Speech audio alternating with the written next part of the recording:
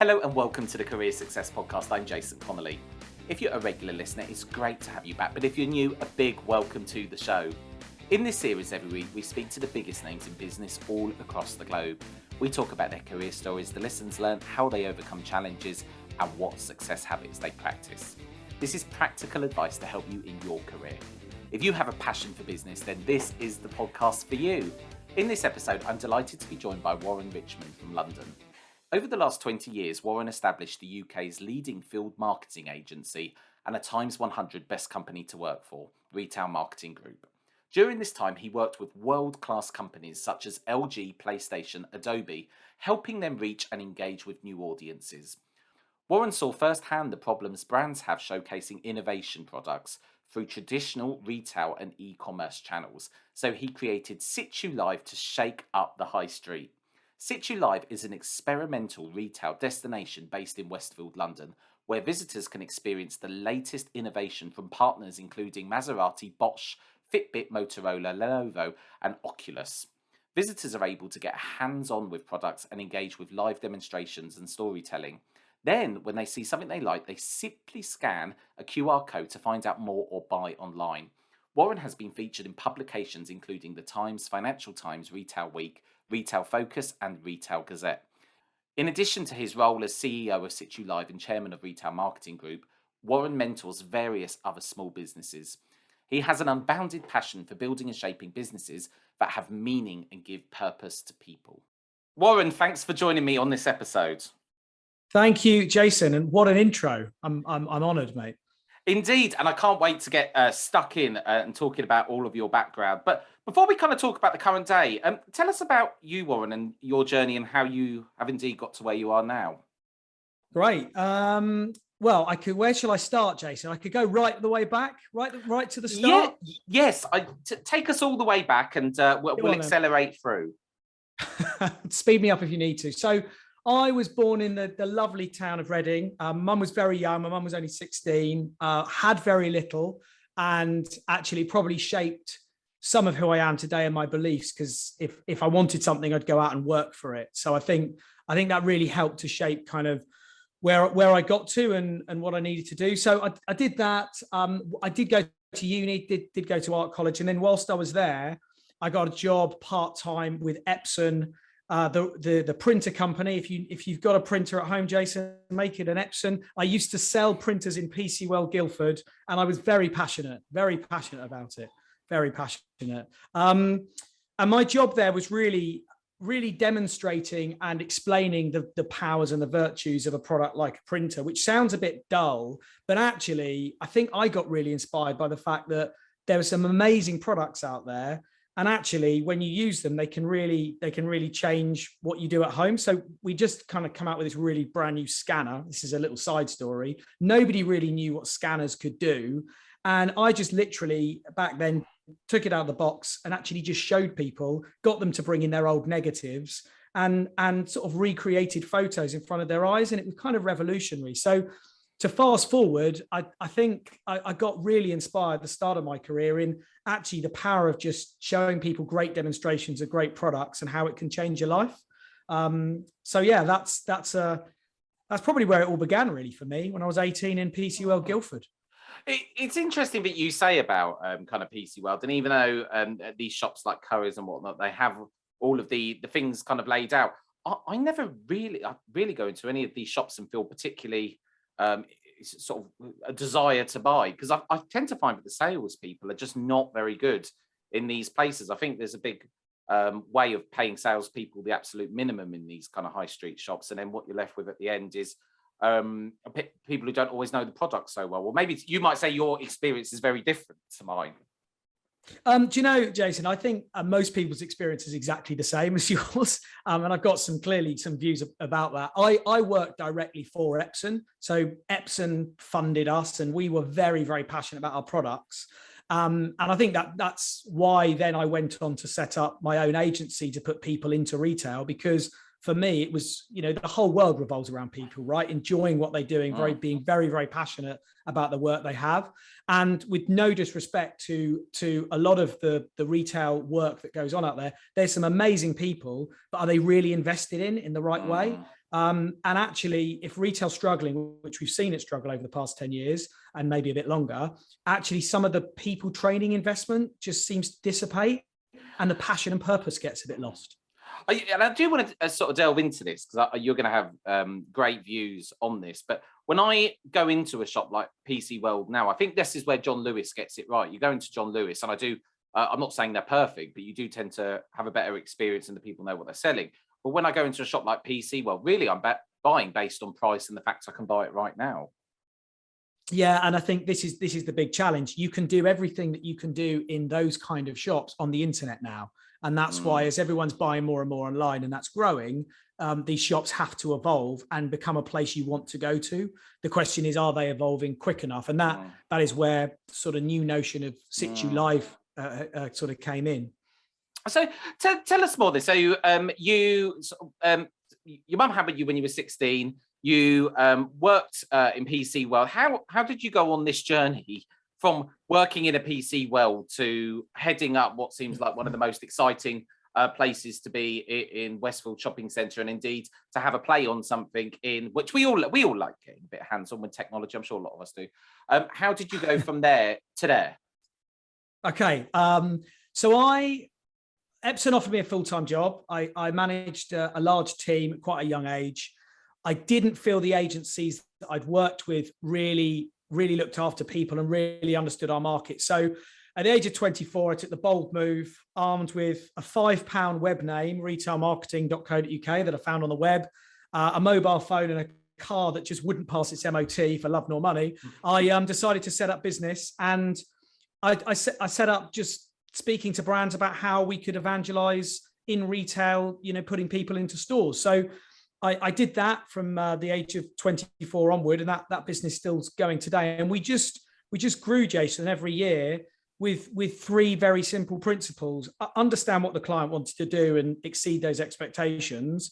Don't just chase the money, chase the ongoing sustainability of the business. And number three, and the most important one, look after your people. I mean, really look after your people. So they loved it. And I think that's probably more my passion than anything. Life is very short. If you don't really, truly love what you do, then you've got to work really hard to try and find something you do love what you're doing. So yeah, we spent a lot of time just really nurturing people. And when we grew at our peak in retail marketing to 1,000 staff PAYE, as you mentioned in the intro, a times 100 top company to work for. It was really exciting times, but you really felt it. So I kind of did. I ran the business for several years until I handed to a CEO to run it for me, which was a great and difficult job, I have to say, letting go.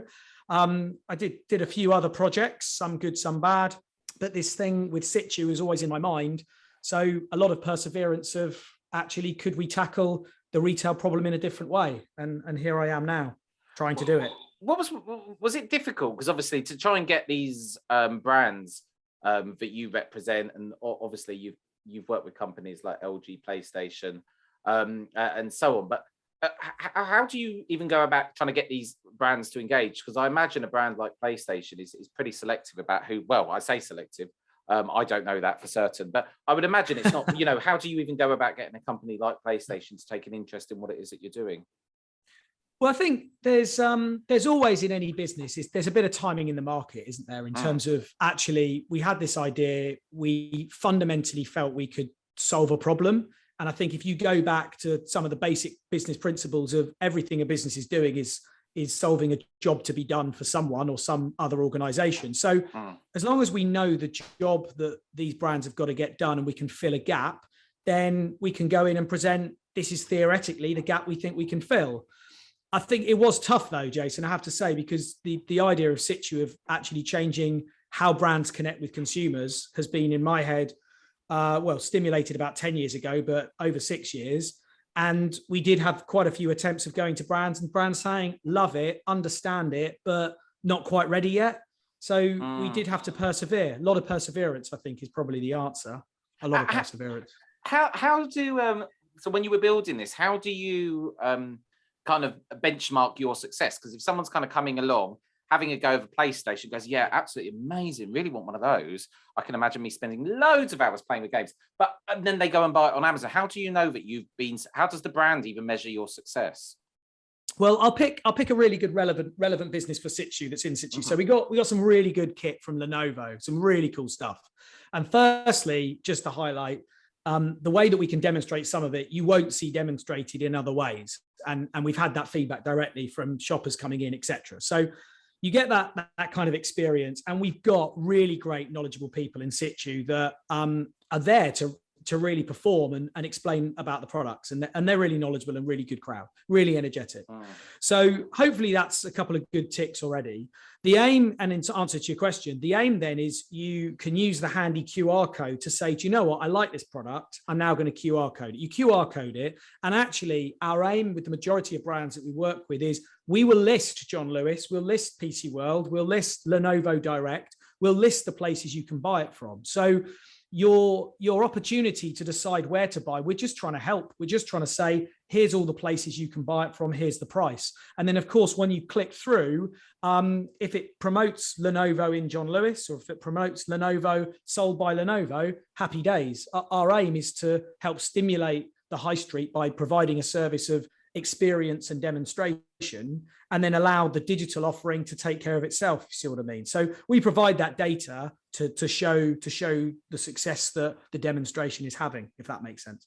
Yeah, do you know, I think it's a great concept. And again, I don't want to keep going back to John Lewis, but I think that's where they're kind of getting it right. It is about experience now. And I think I've got my own views on retail and why I think it's dying, but I think a big part of it is because of the experience. I think it's people are, there's so many high street shops I could name, but I just think are doing it badly. And I think a lot of shops are waking up to it, but it's still not where it should be in my mind. I'm not sure what your thoughts are. Well, we are trying to break the mold and maybe leapfrog the small innovation that's happening. And I think, there is innovation that you see, and there's some great examples in retail of good stuff. But I mean, we have, we have a live Bosch kitchen with live Bosch products, with people cooking food that you can then taste.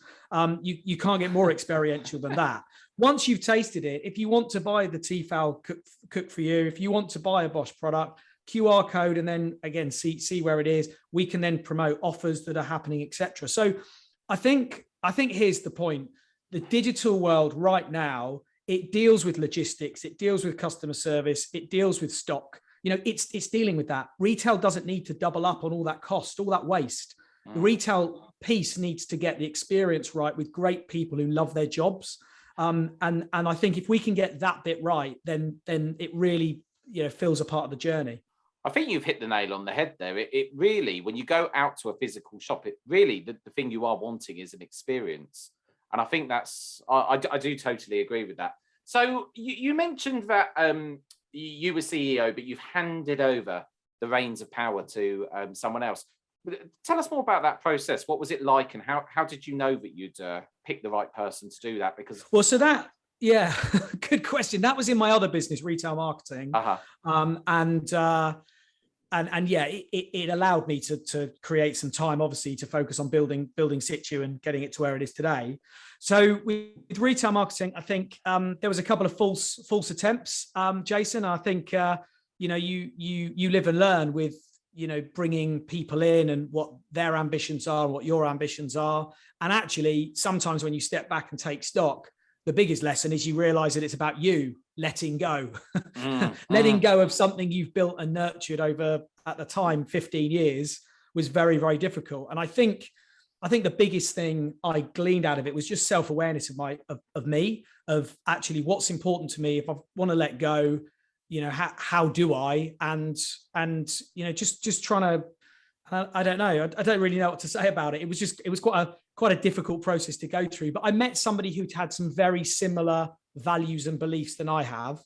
And I think we kind of met on that level, and we just clicked. Like any marriage, Jason, you just sort of click. So I think we kind of clicked there. And then I kind of gave her the space to make her own decisions. Like, Jason, I'll give you a tough one, the logo change. I'd lived with a logo I'd started for 15 years. And the lovely Lisa, who now runs it, said, I think we should change the logo. And I had to bite my lip and say, if you're doing it for the right reasons, then crack on. No questions. No questions. If you're doing it for the right reasons, crack on. And it was tough. It was really tough. Simple, but really tough. And when you saw the new logo, what was your thoughts? My thoughts were, I'm glad she's making progressive change for the business. There you go. That sounds like a very much a politician's answer, but I'll take that. Fine. Yeah. So, what kind of, if you could have said to your younger self when you was kind of starting this, when you were starting your business, Retail Marketing Group, what kind of lessons have you kind of learned now that have really impacted on your career that you maybe could have told your younger self about? I've sort of already touched on one, which is learn self-awareness. But I think that comes from a key one, which I've learned. And I think this is a skill that is underrated. And I do think it's an actual skill. And that is listen more. I just don't think as a young guy, I was so gun-ho. I was so focused. I was so determined. I did all right. Don't get me wrong. I'm pleased with where I got at the time. And I can't turn the clocks back. But I would say just listen more and try to learn more. And I could have got further had I done more of that. I think that's a typical young salesperson thing, because I fell down exactly the same pit hole. And then I said to myself years later, I know where I went wrong there. It was listening rather than thinking. And I think maybe that's something that comes with age. I don't know. So working with all these kind of big brands, how do you find yourself kind of, what's the experience like being, having a client like PlayStation or LG or so on? What's it like being on that kind of side of things? LG's been fascinating. I love LG, I have to say, because I've worked with them now in retail marketing for 17 years. So they've been a long-standing client, and they've just sort of grown and grown. I think what I've learned is all these brands have got the same fundamental problems, quite frankly, that they're trying to solve. So I think what are those problems? Well, I think I mean, it's the standard business problems. Actually, it's change of leadership, or leadership is always one, and how people are responding to the leadership. I think every brand person I've ever met falls in love with the brand and falls in love with the products. So there's always the standard sort of leadership and people problems that come with any business, but also excitements that come with any business. You know, there's some great examples of some fantastic brand leaders out there that lead the charge. But you know, the other thing is the standard supply issues that they get continuously. So you know, stock and getting it out there, and fundamentally connecting with consumers. And some brands do it really well. Some brands go through phases of doing it really well, and some brands, you know, continuously struggle even though they've got really great products. So I think it's a blend of people and connecting their product to consumers. You kind of straddle lots of different industries. You work in technology, you work in retail, you work in marketing, and these are all industries which seem to be doing 10 years of evolution every year. How do you kind of keep up with the times and make sure that you're current and you're not falling into a blockbuster pit hole? Oh, that's what a great example. A blockbuster pit hole, indeed. I just made that up on the spot, actually. No.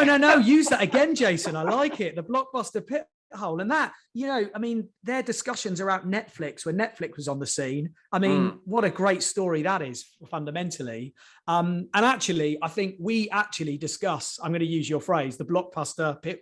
What did you call it? Pit hole. Yeah. We actually discussed that at a leadership level as a kind of reminder. So I think one thing is looking at examples from the past of how do we stay relevant, you know, asking the questions, half of it.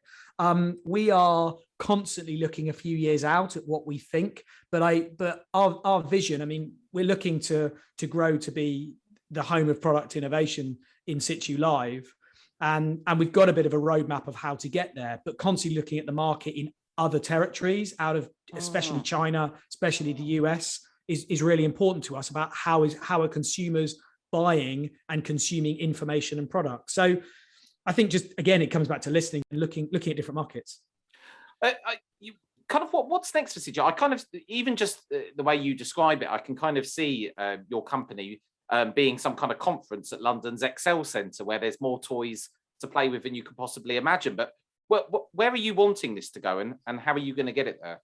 Well, I think at the moment it's kind of a nice visual way of summing up what we are in Westfield at the moment, but for really good high-end innovation in multi-branded theatres. So that's kind of where we're at the moment. I think we've got a real opportunity to scale and replicate what we're doing in Westfield over the UK. You know, we've got landlords that really want to work with us because they've seen what we're doing and they're impressed. And of course, everyone wants to bring a bit of energy to the high street. So I think that's one big thing. The tech platform that we have that enables you to price check and see some really, really cool videos and some cool stuff about these new products that you may not discover in the rest of retail. We are furthering that and growing that tech side, so it becomes a bit of a standalone piece to our offering. But we know that the problem that retailers are facing is not just in the UK, it's in other countries where e-commerce sales are really high, like Canada, like the US, like Germany, like France, like Japan. So if we are early enough in our journey to start to replicate well, to prove our point, and to scale quickly, moving internationally as a British startup would be a fantastic ambition that we absolutely have.